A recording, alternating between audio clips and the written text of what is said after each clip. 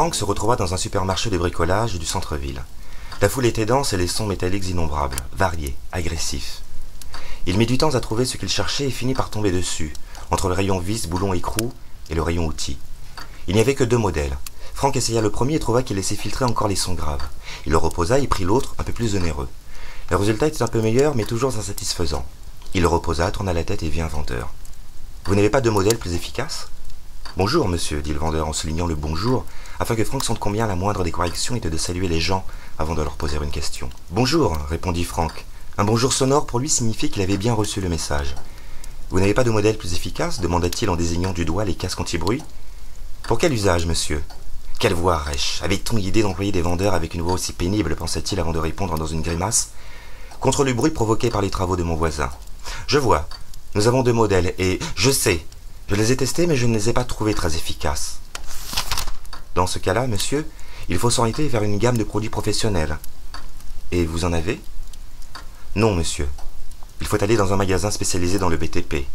Et où trouve-t-on ces magasins? En banlieue, et il y avait une forte probabilité pour qu'ils soient fermés un samedi après-midi. Le vendeur partit, et Franck resta perplexe devant les 2 modèles. Sa question avait été inutile. Il s'en rendait bien compte.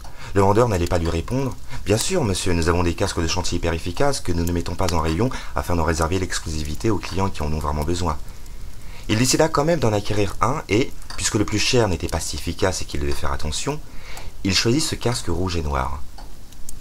Une fois dehors, il essaya son achat, mais très vite, un puissant sentiment de honte l'étreignit. C'était comme s'il s'était dédoublé, et que son double l'observait quelques mètres plus loin avec ce casque idiot sur les oreilles et le magasin de bricolage en arrière-plan. Que ce double le trouvait ridicule, pis, pathétique. Il chercha à se calmer en se convainquant que son besoin de silence primait sur son amour-propre. Mais cela débordait le strict cadre de sa raison. Il se sentait comme un malade mental en permission de sortie. Cela se voyait que c'était un casque de chantier. Il ne pouvait pas être confondu avec un casque stéréophonique. Il s'imagina dégringoler l'échelle sociale, sombrer dans l'alcool et finir clochard, la tête entre les genoux, le jean troué et crasseux, une bouteille de mauvais vin dans une main, l'autre tendue pour demander le bol, son casque anti-bruit, rouge et noir sur les oreilles. Il le retira immédiatement et le rangea dans le sac plastique que la caissière lui avait fourni. Ce faisant, le bruit lui parut plus intense que jamais, la même sensation que s'il avait ouvert le four et qu'une bouffée de chaleur lui avait sauté au visage. À ce moment précis, son téléphone portable sonna. Il faillit avoir un malaise. C'était Isabelle. Il hésita à répondre, puis, à la 4e sonnerie, finit par décrocher. « Salut Isabelle. »« Salut Franck, ça va ?»« Pas trop, non. Je suis un peu fatigué et... » Il jugea inutile d'expliquer son problème d'hypersensibilité sonore et termina sa phrase en disant que son voisin l'avait tiré du lit ce matin-là avec ses travaux. « J'ai eu ça il y a 2 semaines.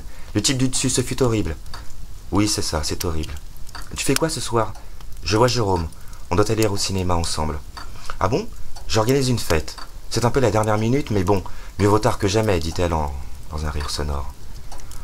On fête la fin de l'année, l'été, les vacances qui approchent, tout ça, quoi. Vous voulez passer après votre film?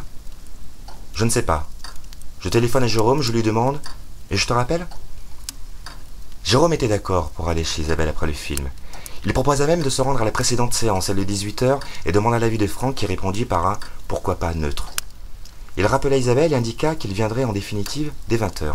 Il lui demanda ce qu'elle voulait qu'il ramène, et elle répondit sans hésiter du vin rouge. Après avoir accroché, il mit le téléphone en mode vibreur. Si tout pouvait passer par le toucher, pensa-t-il, combien nos vies seraient heureuses.